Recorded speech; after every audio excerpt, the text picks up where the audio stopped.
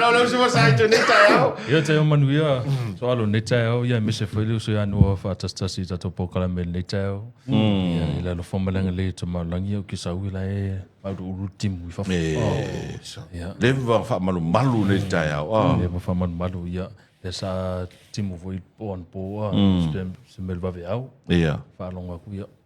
Kangi me lunga. O lua manua ka ngaka ia mai kaua me kupu i waweao so. Ia, Ala me ringa mo whea na waweao. mo se stata matala. Ia. Whai ama la ala. Ke moe ala ala, ue ke moe loa. Nai tau mai o e te matala. Sau fui ele fili ele vape. Sau wala ka ngulu al me sau fui sau fili ala walk already ya ko ngaka.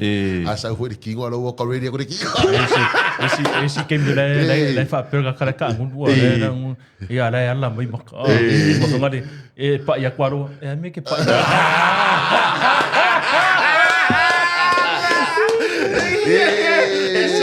ese sa gol koi ko sai tu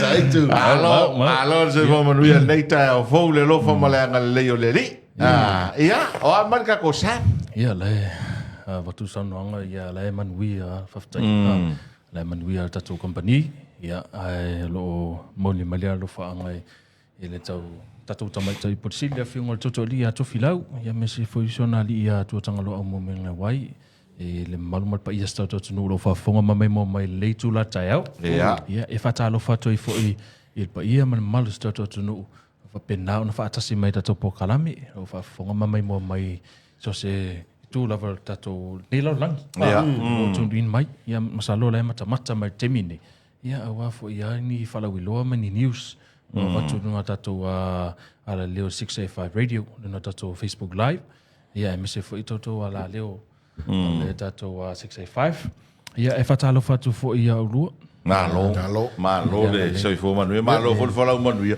o leo tato i la sulu i vali fo sai to ma to ate va vea to va ven masi o te lole o vai taune nei o le back to school back to school my back to work no my 2 year it's tato promotion le 7 positive sa tele o loa sa fa pena na fa alo i tato fa la wiloa le 7 day positive promotion tasi vai aso ia o tai lua tai tolu tai fa tai lima ia o loa i le tautas ia lo pa uma o lalo ia le ala ia le tato fala wilo le back to work ia mal back to school a tato no ina la tato back to work on vai sina tele mano io tato loa le fa alo te mini pe o tato back to work la le ia tato home appliances per kitchenware ia le ia tato tipoti wila le fa alu le fa li matala mai lanta masani onos fu li matala ia me tato rice cooker e sai slaititi se pa ia se sla po se slaititi na e pa u il fitu li matala mai lanta masani vals fu li matala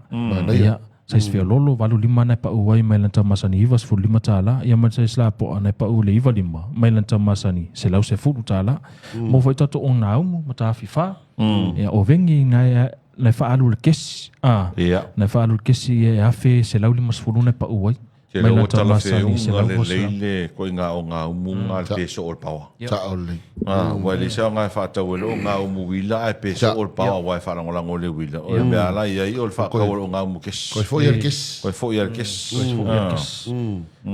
o si tatu o loa o le tatu o na mata filua le pa u ile se laulu iva le alumini mai lanta masani se la 1.5 ia o le class la tamale kiwaka fai tamale fia tamale lana la ia la ona muna fa na vatu fo i matau company mane fai ngare waipa mama no pela alumini e kau palasi le to ele male ale tamala le o le class yang paul mea awangi e kau ka ngare ia se va nga wa kau mo ka e roa la a ole o nga mu mo ko manga ia fengo fen kiringi ko ga manga ngare fia fa sau a ngare fa for kesi vinga a paro marka mola le ere ko ko sia ya ka mala classe panya kiringi ngar solo a mama ol e se la no lima na pa u melanta masani lo se se fulu ia tato microwave se la 1.5 na pa u melanta masani lo se la se fulu Dua salau se fulu ke le nga pa uso. Ia mato e mana ia le ona mu le. Ia tato me mai le tu o tato furniture. Ia me se foi office Ia. ia le ia tatou no foa ia fa alu i le tatou special ia. Ia o tatou office chair ia le ma le costa ia fa se lau i vaiva ne pa ua me lanta masani lima se lau i vaiva. Ia o le si tatou no foa fa solo atu ala ia no foa la po tama winga le ia na mo tatou tonu le ofisa e ma arms ia iva se lau i vaiva ne pa ua me lanta masani afe se lau. Ia fa solo atu la ia le afe lima sefulu me lanta masani afe lua se lau i vaiva. Fa solo atu la ia i le Tamalia Bureau Metro with no arms. Ia e afe lua se lau lima sefulu me lanta masani afe to se lau i vaiva. Ia o nei brand ia o se brand ngata. Tamalia mato e mane ia le ia to ia le so fai. Ia le ia tato no fole to so fai mo kwa manga ia last. Tamara le fai ia amsa. Ia tamara le fai amsa. Ia se ka ke mo e lu pe mo nga. E fai ama fai singo ko ma finga maro lo e finga le ia koe. Koe fa wanga luenga. Ia so le kamale comfortable finga le lo ngofu. Ele fa no nga ki nga vanga o e so ma inga ki nga ro. E lo la ia ia kamale pe la relax finga le ko I comfortable lo finga le. O isi tatou o loa ia o tatou whiteboards or corkboards ia o tatou pull down sa screen for projector. Ia na ia tatou mobile na fa alu I le iva se laudi masfulu mai na masani afe se laudi masfulu I le 1.5 meter. Tamale pull down ai mobile. Fia ia o lisi tatou screen ngai 1.8 meter. Nai pa ule afe se lauli masfulu mai lanta masani afe lua se lauli masfulu ai mo tatou mount tamai mount ia fitu se lauli masfulu nai pa ule valsfulu inisi mai lanta masani valu se lauli masfulu ia fa solo atu le se lau se fulu inisi nai pa ule afe se lau mai lanta masani afe fa se lauli masfulu ia mo fo tatou whiteboards mai le sais lai titi se pa ia se la po more whiteboard mobile ma le lacquet. Tamale tau whiteboard lacquet ia tamana mounts. Tau le whiteboard mobile lacquet ia tamana e mobile fingali fia. Ese vanga na ule se mobile tu selu. Ia na fa pela ia na mounts. Tu mau tu mau. Ia alright. Ia na mo ia na fo mo tatu ia officer. Ia le personal use. Ia fa pena fo ia tatou home school. Ia papi ai luna pe online no futa mititi tonu putua. Ia e fa ia lua na ia le autura. Wo lata mai fo taimi ia o ma fa. Ia mo mia fo fa na so so. Ia e atu fo ia le fa le autura. Na ile vai pore fa mamlama mai leile. Ia tu si mai luna ia fai. Le la fo le me ona. Te pe o ti tau ia le fatu verso le pe le tatano le pe ngi vai a tolo e muso e fa o ti tau ia le faina e ia te mi ia ia te tau fi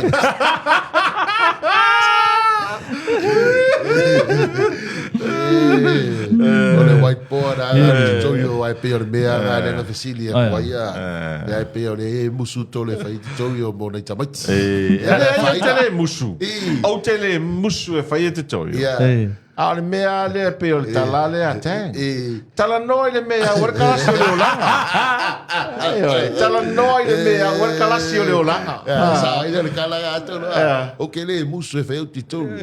Au kwa o musu ka kale la o ka to. Ma le le malo anga e se Ma le ya fa wa la sa no anga po sa i pa mole. Ma isi tatou o loa o le tu tatou file cabinets ia mo office ia le ia tatou file cabinet e pa u le tose lau lima sefulu mai lanta masani fa se lau valsefulu i le two drawer le tamale toso itu ia ma le tatou free drawer nai pa u le fa se lau lima sefulu mai lanta masani onu se lau tolu sefulu ia fa solo atu le four drawer lima se lau valsefulu nai pa u mai lanta masani fitu se lau i vasefulu ia mo fa tatou file cabinet fo inga le faifaka ia e hono se lau lima sefulu nai pa u ai mai lanta masani iva se lau lima sefulu iai manga sliding doors fo inga le kiwaka fa inga slide fo inga le ia le sipito ma le sipito ia le pa u la tamana i le hono se lau lima sefulu mai lan tama masani va se lauli masfulu ia fa solo atala I si tato fa en kepin sa la po le la vala wasia seto ia en e mol mawina fo la ia tel mana no ia si tato o loana e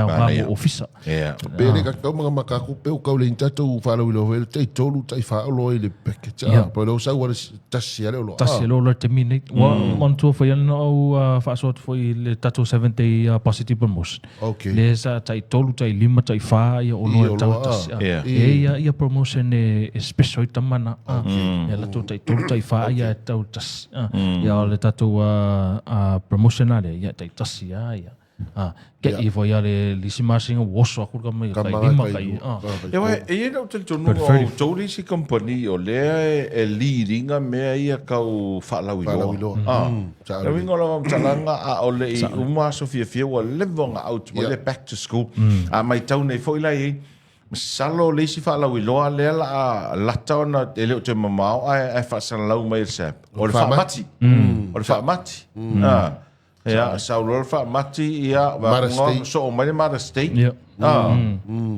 e sau whakasi le Mother State ma le o le Mother ia sau le whamati o le Easter sau watasi no le Mother State ma le fono I marua ia me e pe o le tau mai tau no tuna iai Sao le so noanga ia o ta wa lola le tuda ia te le man ia tato o loana way back to work asa silunga tato sa page o tato email o le tu tato fa mati ona le uti tato team la wa out tato promotion fa mati vai so fa kasia ia o maki ia le ia lu februari ia o februari o Valentine ia out tato Valentine kai sukalaki kai mera sukalaki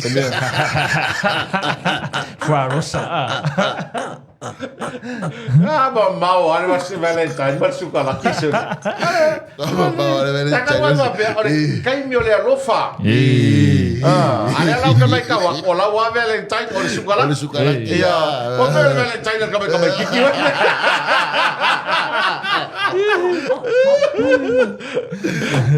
eu vou ser Ja, og der går med I med noget for mat. Ja, det sa mal salia la sus fulu mal lua yombat. Ja fa mai ala solufu valo mat. Okay.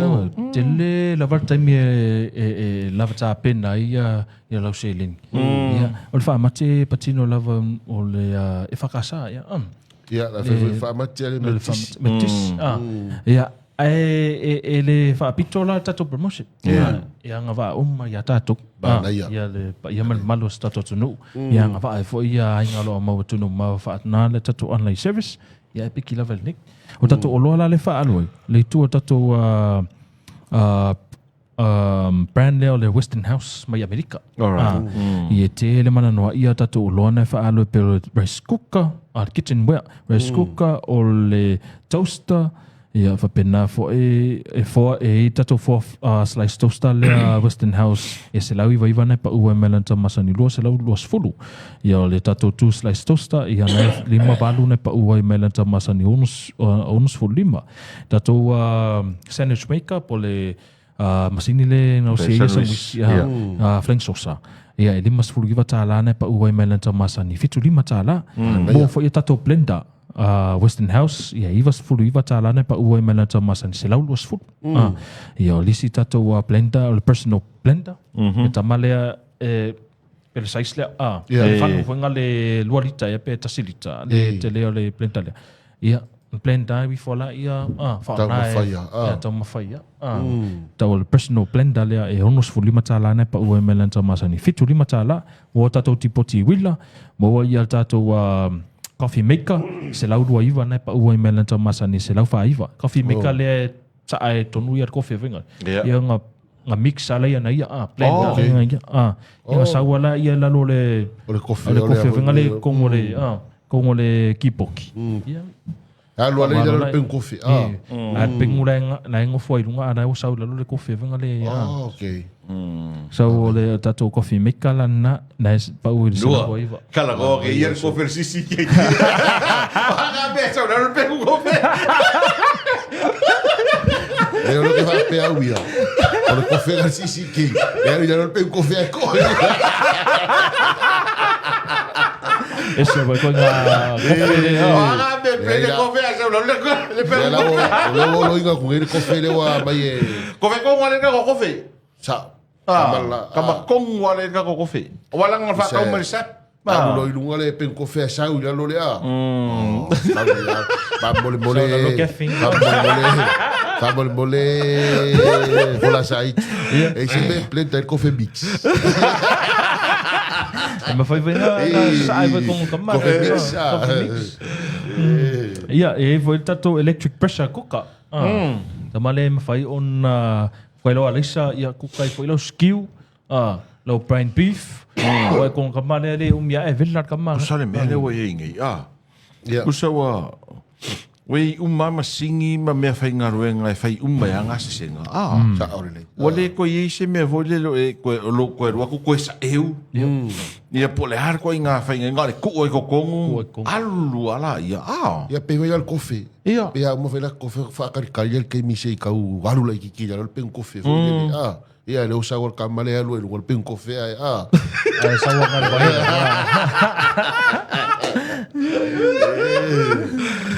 Man, ia solo le swing o le langa mar soi fuanga o le vai tau. Ia, sa le sono anga o tele fo ia faingo fienga wenga. Wa ia tanga te mafofau.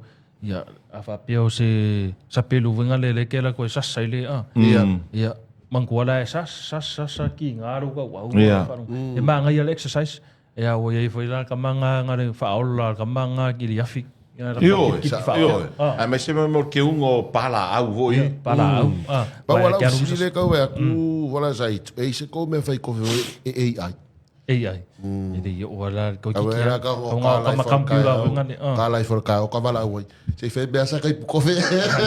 Ka wo yai masingi ba pe. Ia masingi e ki kai pe ke ro ka me sa ni usina. Ke la ko ni usina o masingi voi ia me sa ko ko fare inga. Kusa le ke fa ka le so se kinge au le se mai la stay por au ko fe so la ke va ko sa le masingi voi le. Robot. So le robot voi le se mai. O ka fie po ar ka ni. Al swing na le langa le ia. O faingo fi. Ia wala ve swing o mai ia masingi ma. Ia la maro lo ka uanga mingoi.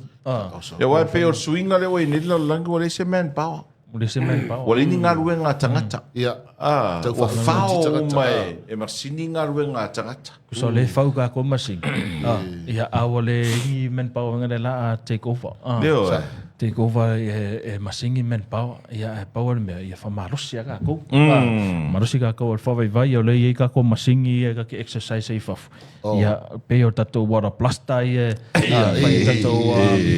whai e tato ka wash ia personal use ia pe fa mai foi le mauta malawa le to se lau dos furu le pa u ita to ora plasta le mai lanta masan to se lau dos furu ia me le tato blower le and vacuum ia e halu le pingsingi ia tamale to se lau di mas furu le blower le mai lanta masani fa se lau dos furu mo tato rake su fata la mai lanta masani los furu lima tala fia tato le blower to se lau di mas furu sorry ala le brand Ole i sa uma kona sa uma i New Zealand matu o kale. Mana ia sole. Ia oli si tatu aloa ole tatu chainsaw.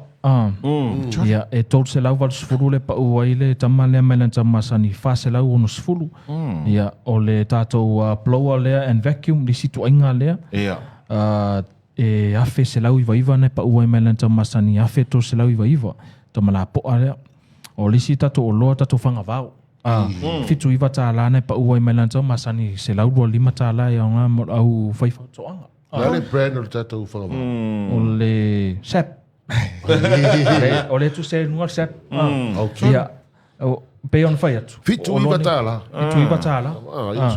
Ia tele na, o mato o loenga tene na sapalaina ia foi le me tu malo ia na Fonfava ia ma wil paelo le tato wil paelo le pa u ile selau tolu 5 mai na tama san selau val sfulu tato toi pelkoi ia le wooden axe ia tolu 5 tala le pa u mai na tama san ono sfulu tala ia tele mana no isi tato o loana fa alwa ia tato pe le au fangota e tato diving flippers o se vai mo se vai mo ia 5 tala na pa ua i mena ta masa fitu i tala